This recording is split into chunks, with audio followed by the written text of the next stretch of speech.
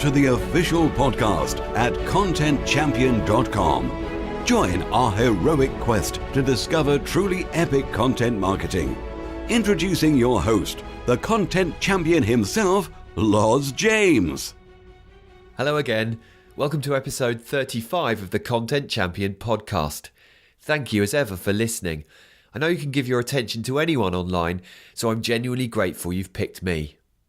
On the show this time, I'm delighted to be speaking with island-hopping blogger, entrepreneur and ghostwriter Ryan Biddulph of blogging from Paradise.com.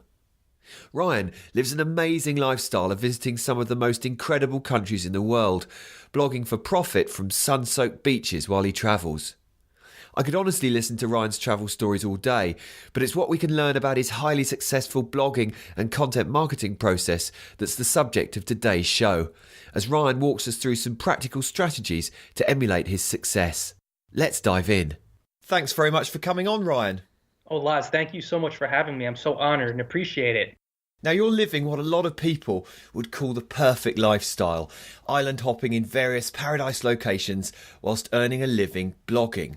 Now, I've got loads of questions about how you achieved this, but first, could you tell us your backstory of what you were doing before this and why you made this lifestyle choice? Well, sure, Laz. I started off actually as a pier guard, a security officer, not too far from where I am now in New York City. I was working 80, 90 hours a week sometime because in that niche, it's all about the overtime when you're working at the dock. So I'd put in hours. Eventually, they downsized a lot of the guards, moving to a more computerized system. And my fiance, Kelly, told me about the online bits. She said, you could actually make money online, free yourself a little bit. You don't have to work like a dog. So it sounded pretty attractive to me. So I learned a bit more about it, did some research on a few opportunities, bought my domain and hosting, and that was actually 5 years ago. But it wasn't until about 2 to 3 years into the online bit where I started thinking about island hopping. And I'm just like, Kelly had taken a few trips. I remember dropping off at the airport when she was going to Europe, also South and Central America. And she had mentioned about doing Southeast Asia. And it turns out she got a teaching job in Bali. So I was like, that's somewhere where I definitely want to see. So it seemed like a perfect meld between that lifestyle and blogging, or doing anything online for that matter. So I ran with it. We started the trip 44 months ago. And 44 months later, we've been Fiji, Bali, Costa Rica, so much of Southeast Asia, the South Pacific. And it's just been something where freedom is so big with me, Laz. My last vacation before this trip was 1989. I had never left the country. I know it's very American of me. I was 36 years old, never left the country, didn't have my passport. I was never on a plane. My first plane flight was from New York JFK to Denpasar, which is about 23 hours altogether. So I dove into this. It was the baptism by fire in a lot of ways. But freedom was just so big with me because I was working so many hours at my former job where I just saw this opportunity. So I saw it, I seized it, I ran with it, and here we are. And tell us about the blog. Where can we find it? What's the ethos behind it? It is blogging from Paradise.com.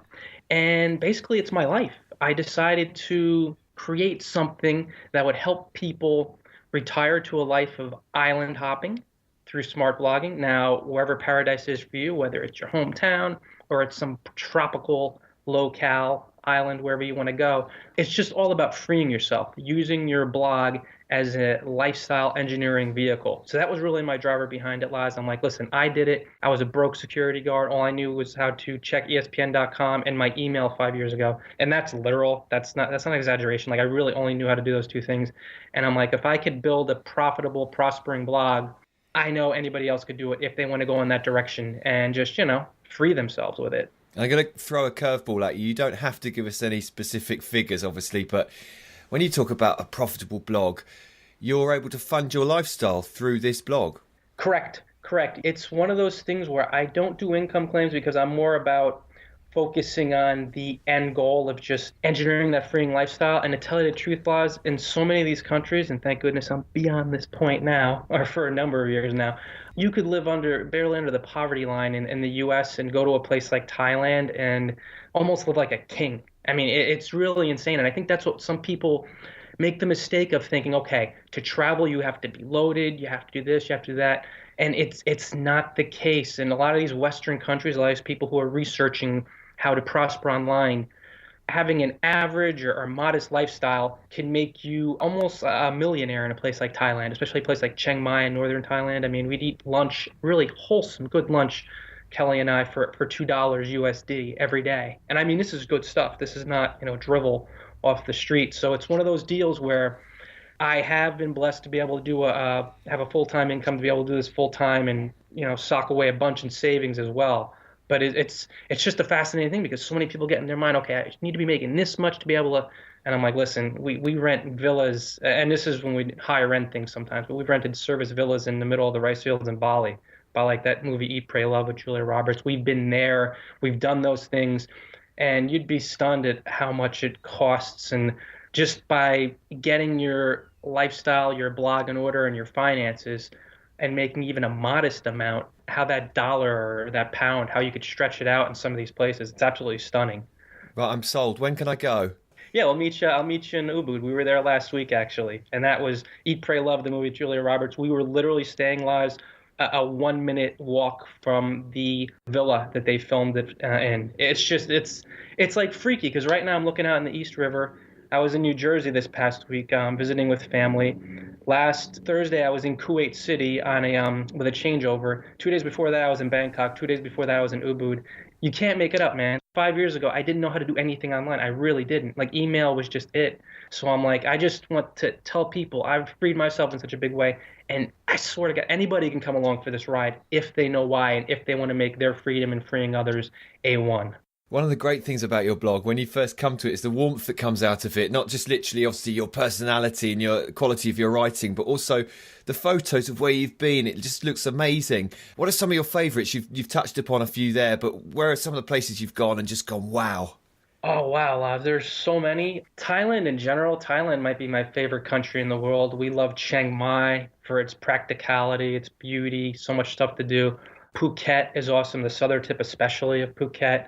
Koh Lanta is beautiful. And then also Bali. Bali is also one of our favorite, well, it's actually an island with Indonesia. It's just the charm of the people, the warmness of the people. I'm telling you, in so many of these places, like if you walk into somebody's house, like somewhere in Bali, we were in a little compound last week, a little Balinese neighborhood, you become family the moment you walk into their home. And it's just such a different experience because hey, I'll be real, being from New Jersey, that's not going to happen too much. You got to really get to know someone in most places over the course of months or years. And there, it's like, it's automatic. So I would say probably Thailand and Bali are two favorite places. As far as beauty, Fiji, Savu Sava, we did 4 months on the water in Savu Sava, which is referred to as the hidden paradise of Fiji. That's what the locals call it. I've never seen it. It was just jaw-dropping. I've never seen anywhere like there where at night it looked like a planetarium. You would see the Milky Way. I thought it was high-hanging clouds. It turned out it was the Milky Way. And these are things that you read in books, you see on TV, and it was just absolutely stunning. So that was another spot too. Fiji we really loved. But really, the whole time, we've loved everywhere we traveled to with all the crazy experiences we've had at times. So I have to say, really, the whole of the trip, it's almost been my favorite place everywhere we've been. It sounds so amazing. I know this is supposed to be about content marketing, this podcast, but I could talk to you for half an hour, all day about all these wonderful places. But let's bring it back to your prolific writing ability, your excellent blog that you've mentioned, the ebooks that you've been writing. Before we sort of dig down into those specifics, though, I want to talk about mindset, because you've touched upon freedom there and allying sort of blogging with traveling, with the freedom that gives you. You believe, as you say, anyone can emulate what you've achieved if they are proactive about it. Really, Alaz, mindset is everything. And I think that's my wheelhouse. I could offer the practical tips and they'll work for you, creating the value, connecting with leaders. Everybody's heard that. But the problem is, whatever it is, 97 to 98, 99% of bloggers or online entrepreneurs, they fail or they don't do what I've done because they're more fearful of doing uncomfortable things than they crave freedom. And there's a certain tipping point there. When you want to be free more than you fear doing uncomfortable things, you will understand what it takes. And you'll naturally do those freeing but uncomfortable things. Writing the ebook, starting the blog, connecting with the leaders, doing all those things that you may fear doing. And really, it's crazy, man, because it's like I'm doing this podcast with you. In 10 hours from now, I'm going to be speaking to a class at NYU. They use one of the chapters from my ebooks for monetization. This is a class at NYU down the block here in New York. And it's like, how could a guy who was a broke, unemployed security guard, 70 grand in debt, being sued by creditors, going bankrupt, how could a guy do that and then come to this space? And it's all mindset. You have to move into action, but you have to want to be free more than anything and just get clear on that intent. Because once you have that love of freedom and then you want to bring people along with you, your audience, your customers, your clients, you want to free them as well, then you'll move into those practical, actionable tips that so many people say, creating the ebooks, creating the blogs, connecting with leaders, sharing value. Most people don't do that stuff. They just put a link out there. They write a blog post, buy my stuff, and they put a link out there. And then they don't realize that they have so much inner clearing to do through meditation, visualization, affirmation, studying self-help books. So it's really getting that inner game down, and as within, so without. Then you'll start to see the results. You'll start to move into the inspired actions. And like you say, it can be in paradise, it can be island hopping, but also you can find that freedom.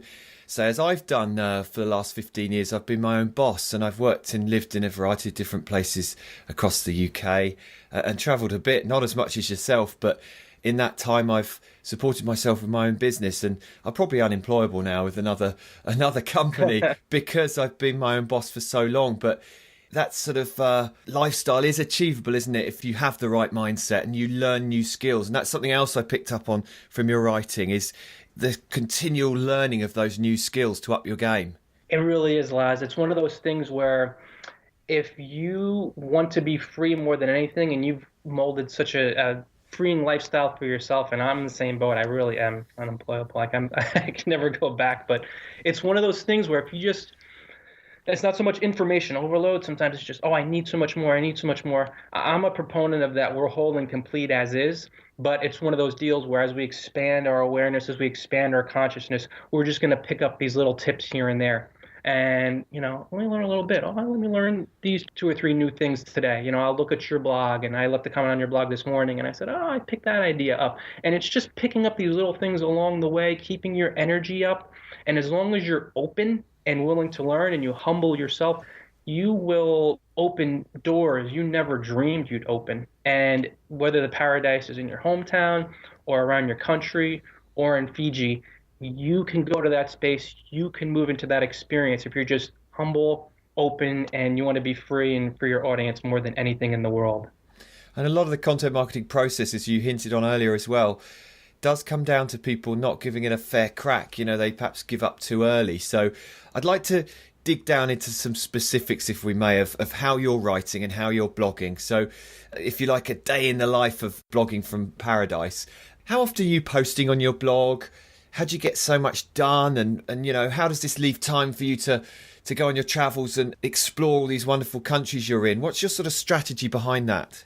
Well, I'd say, Laz, that if you want to be a blogger, networking is huge, but honest to goodness, you want to be writing 1,000 to 2,000 words a day. You don't have to, but again, to really get into the spirit of it and to kind of do things along the lines that I've done, I write 2,000 words on most days. More than that, I'm up to 6,000 words on a lot of days between my ebooks and my blog post. Now, these days, I'm writing 6,000 to 7,000 word blog posts, so I can only do that once a week. That's an ebook-sized deal there. I really want to go epic and start making a bigger impact in search engines and really want to establish my authority. For a while, I was doing 3 2,500 word posts each week. What I would say more than anything, and one of the practical tips that I've just adopted with my blog now, it's never publish a post until you feel really clear that it is going to make a serious impact. And I think for the longest time, I would just put out 400 or 500 words of my old blog back in the day, and 600 words. And you could, of course, offer supreme value in that number of words. There's nothing wrong with that. But I wasn't publishing to make a difference. I didn't feel clear about it. I was just publishing to publish a post. And that's the worst driver, the worst purpose behind publishing, and it leads to most of the mediocrity online. So I just figured, hey, if I'm going to publish something, write 2,000 words a day, devote it towards a post now where I'm publishing once a week. As far as my day, I wake up, I meditate first thing in the day. It really clears my mind. It helps me move into a very creative space. I'm writing 2,000 words a day between my blog posts for the week and also my ebooks. I'm also commenting on authority blogs for my niche. I leave like 3 or 4 paragraph blogs, comments rather on top blogs to be able to connect with niche leaders like yourself and build those prospering friendships that lead to things like podcasts. And that's the thing. A lot of people, they don't realize that your friends are going to take your blog as far as you can, or even 1,000 times as far as you can. Because if I'm just talking about myself and I have a few friends, I have a little bit of a network, I'll reach a few people. But when I do a podcast with someone like yourself, of your stature, I'm just chatting with so many new people, meeting so many new people. So blog commenting is a really big part of what I do. I might do that for like a good 2 to 3 hours a day, because blog commenting is one of the cornerstones for my online marketing campaign. I'm also really big on, and this is just such a tiny little thing that so many people miss, on taking frequent breaks throughout the day. I might work for 25 minutes, then I'll take 5 minutes off. Or I'll work for 50 minutes and take 10 minutes off, or 15 minutes. And this is something called I don't know if you're familiar with the Pomodoro technique. Yes. Yes, I'm telling you, Laz, it is such just the most practical tips. You could have a little alarm on your computer, or just look at the clock, or have something that pulls you away from your work. Because I really feel that my creativity, one of the secrets of it, I just published 10 ebooks in 4 months, and my blog posts, like I said, 6,000, 7,000 word blog posts now once a week. It's taking those breaks, those spaces of silence and those spaces of quiet. That's where the eureka moments happen. That's where a lot of the brilliance happens. And of course, you're going to work inspired, and sometimes you might push it a little bit because we're all human beings.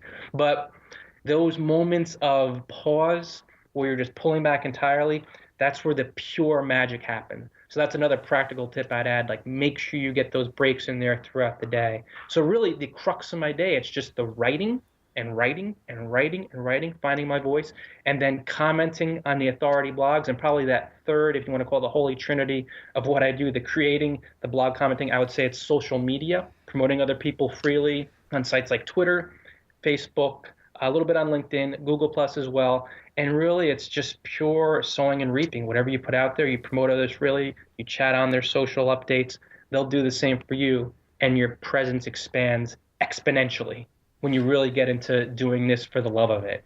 Your approach seems to be a blend of two people I've had on the podcast before, Steve Cam of Nerd Fitness and Steve Scott. Steve Cam obviously writing the similar sort of epic blog posts and really honing them into amazing pieces of content before he publishes. And Steve Scott writing ebooks for the Amazon Kindle platform. And I think he writes one a month now. He's making $40,000 or something a month from his Kindle publishing empire. And you seem to be sort of, through your prolific writing ability, you seem to be combining those two approaches into sort of one whole strategy, if you like. It's interesting, too, you mentioned him, Laz, because Steve and I go back years. Steve Scott? Yeah, like when I first started with my old blog and I was really just working my way up, I used him as a model, blogging-wise and affiliate marketing-wise. And then we kind of fell out of touch for a while. He had been traveling. This is before I did the travel, but he went all around Europe for a number of years. And he's also a fellow New Jersey guy. He's from my home state in America.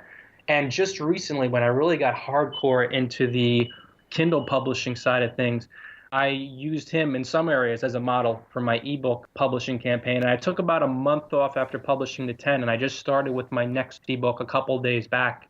And I use him as an inspiration because, yeah, he puts them out like between how much sales he's generating and just his prolific nature. He's just putting them out there. With ebooks, the idea is a lot of people get into this mindset that you're putting out some novel or something that's epically in-depth and thorough. And yeah, it has to be good, but it's a much different experience because most people are reading on their handheld these days, their tablets or, their smartphones, these mobile devices. They don't want to be there reading it for weeks on end.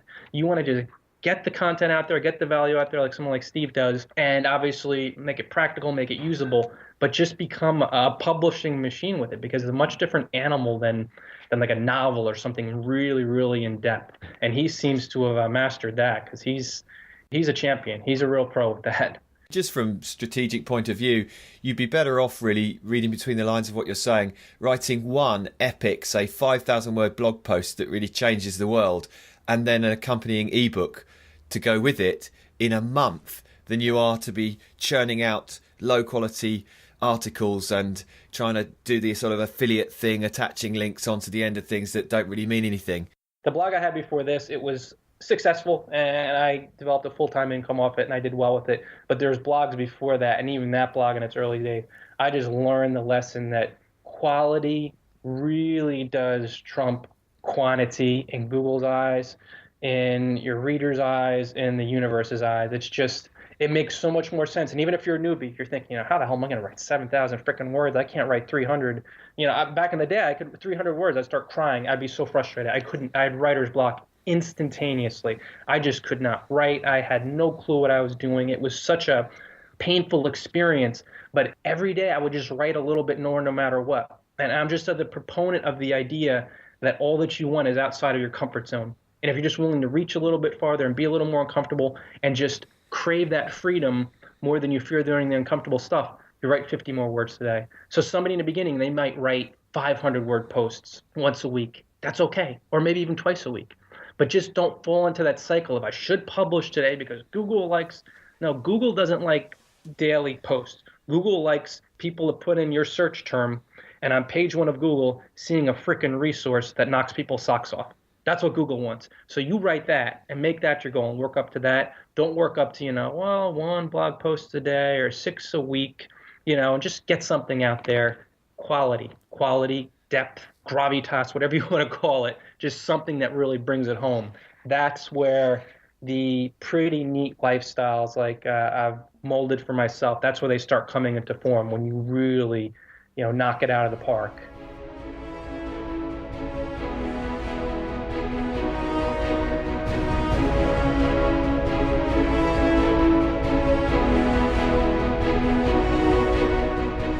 You're listening to the Content Champion Podcast, showcasing the best content marketing strategies across the web. We're back with Ryan Biddulph. So tell me about these 4 ebooks in 4 months. Why did you do that, and kind of what did you learn from it? Because I think it ended up being 10 in the end, didn't it? I think, Laz, it was pure inspiration. We were in Fiji at the time, and that's when, it's about 6 months ago. We were in Sabu Sabu, and I had just launched blogging from Paradise, the blog, and right off the bat, I got that inner urge, like, okay, I'm going to create products. What am I going to do product-wise? And I'm like, ebooks. I think ebooks would mirror my personality, my aptitude for writing. I enjoyed churning out content, so I'm like, why not do the ebook bit? The 4 months, I just had a little intuitive nudge from the universe, just like publish, write. I didn't have time to do a blitz. I'm just getting into that now. I didn't have time to promote them super effectively, but it became more of like this going into my cyber cave in Paradise in Sabu Sabu and just writing like the blazes and just getting it out there and just thinking, you know what, there's a number of topics I could cover. Let me talk about how to retire to a life of island hopping through smart blogging. That seems to be something that would be popular with people, and it's my life. So I'm like, okay, let's roll with that. Then the second one was how to build an online empire through blog commenting, because Chris Brogan, New York Times bestselling author, he's endorsed me twice. He endorsed that ebook and also the first one of my series, the How to Retire to a Life of Island Hopping Through Smart Blogging. So I'm like, well, I guess that kind of constitutes building an online empire with both my the blessings financially I've received and a lifestyle I live. And he's endorsed me twice. And like I said, speaking at NYU tonight, I was featured on over 100 blogs in like 5 months, and most of them were authority blogs too. So I kind of went in that direction. And then I'm like, you know what? I've had some wacky travel experiences. I almost died in India from Giardia, or I was pretty close to death's door within a day or two, and a motorbike accident in Bali. I'm like, let me mold these travel experiences into blogging, what type of blogging lessons I learned from them. So that real absolute surge I had, 4 ebooks in 4 months, it was just me being authentic and saying, this has been my life, this has been my experience, let me share it and tie it exactly into blogging from Paradise, how I've molded this life. So it was a pretty effortless, seamless thing for me. I mean, I definitely sat down and wrote 2,000, 3,000 words a day, every day through that period, devoted specifically to my ebooks alone. But it was just like, it was that intuitive nudge, and it was like, damn, this is my life. Why don't I share it and then put it in an ebook and then inspire people to live their blogging dreams or live their online dreams, whatever they want to do with their lives. So it was more that inner pull of just saying, you know what? Here's your life. Why don't you write about it now and put it on Amazon so people could learn about it? And you mentioned then some of the promotional aspects of getting those ebooks out there and promoting your blog. You've talked about your blog commenting strategy. What else are you using to get traffic, to get eyeballs on the page? Is big on social media as well, things like that? Social media, very big. Blog commenting is huge, Laz. And more than that, I think the number one thing I'm finding now promotional wise is priming the abundance pump, giving out as many free copies as possible and asking for reviews in return, because people, they buy into reviews. And of course, there's metrics with Amazon. With the more positive reviews you get, the more people chat about it. That moves you up for search terms, and that'll make you more visible. But I'm a big fan of James Patterson. 250, 300 million books sold worldwide. And I just remember reading an article about him. I love his writing. I find him fascinating. And he talked about how many books he gave away for free as he was working his way up and just give away. And he'd prime the pump. He'd spread the word, get it out there. People would just pick up his book, give him great reviews. And as you get those reviews and as they boost your rep and bump up your trust factor, you're just going to find more people talking about your books, more people buying your books. And it's really the whole idea of giving freely to receive easily. And it's really what I've built my lifestyle on, is just, of course, I charge. I have businesses. I'm a blog coach, freelance writer, sell ebooks. I do some affiliate stuff as well. But it's the whole idea of, as you're charging, and you're professional, so you're going to charge for your service. You're also going to give away a ton of free stuff too. And that just tells people that, you know what, here, take it. Like recently I had given you the copy as well. I'm just, Laz, you want to check it out? Just if you want to write a review for me, I'd be, indebted through the afterlife. But it's one of those deals where just giving something away for free, like a book, and just to as many people as possible and saying, here, let me know what you think about it.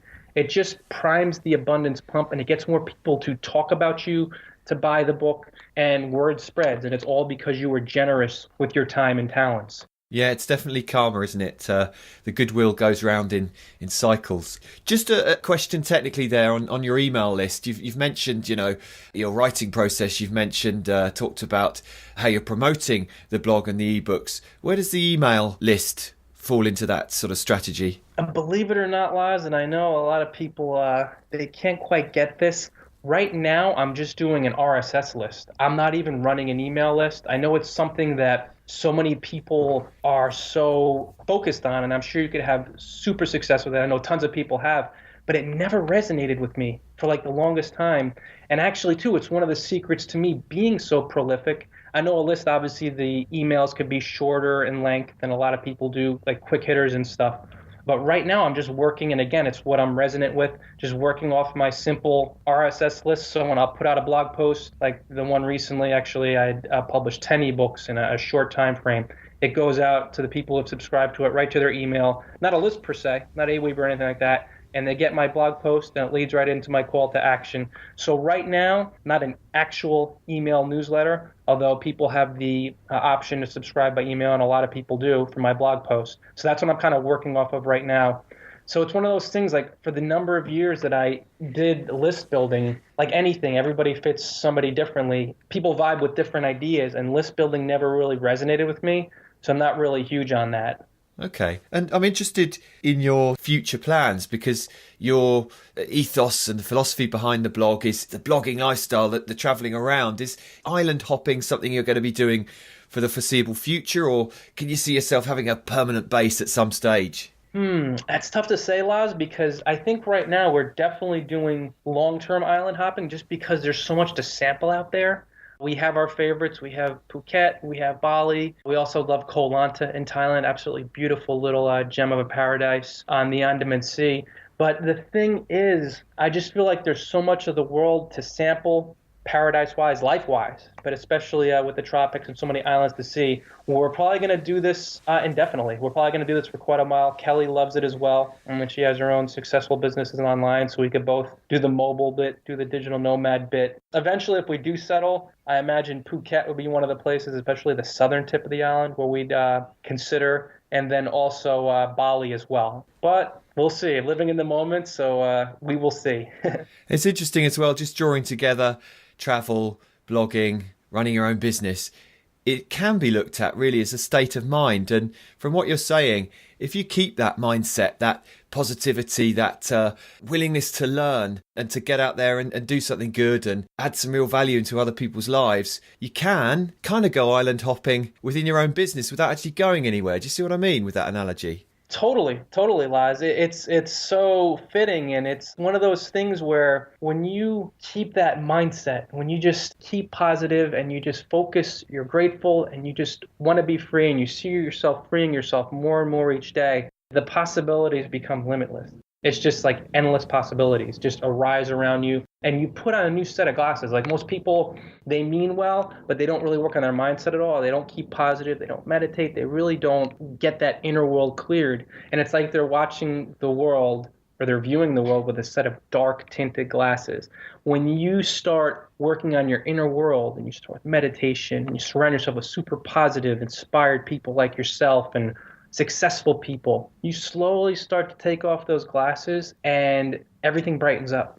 And you're like, wow, I didn't even think about that. You know what? I should do an ebook. Well, no, I can't do an ebook. I've never written before. I haven't written in 20 years. But you know what? That guy, Brian, he said he was a security guard who was $70,000 in debt, and he knew how to check ESPN.com and his email, and he wrote 4 ebooks in 4 months. And if he could do it, then I think I could do it. And then you start feeding off the light around you, those people that are positive and energized, and you use them as inspiration. You connect with them and you become friends with them, and then you start doing what they're doing. And the beautiful thing is other people become inspired by you, and then you become the example. And it's just such an amazing thing, and it really starts with the mindset. And I'm just hell-bent on it and stressing to people, you've got to get that inner clarity, because if you don't have that, then you're not going to do what you want to do to be free. You'll do things more to make a couple bucks, or just to cover your bills, or to get a couple fans here and there. But playing big, step by step at a time, of course, but playing big is where the lifestyle by design happens. And that's where you could, what you do full time for so many years, and being your own boss, and what I've done with the island hopping, and what other successful people have done online. You really got to know, you really got to want to be free more than anything. And then once you get that down, you get your mindset down, then the magic begins to happen. Well, that's incredibly motivational. So sure, lots of listeners are dying to go to your blog. Can you remind us where we can find you online, please? And tell us where we can get hold of some of those excellent ebooks. Sure thing, Laz. It's bloggingfromparadise.com. There's a number of pages for you to click. Coaching services, freelance writing services, and you can find any of my ebooks there through Sells. Also, they're available on Amazon. You could put in Blogging from Paradise on Amazon, and all of them will line down with all the lovely reviews I'm starting to get now as I'm doing my promotional blitz.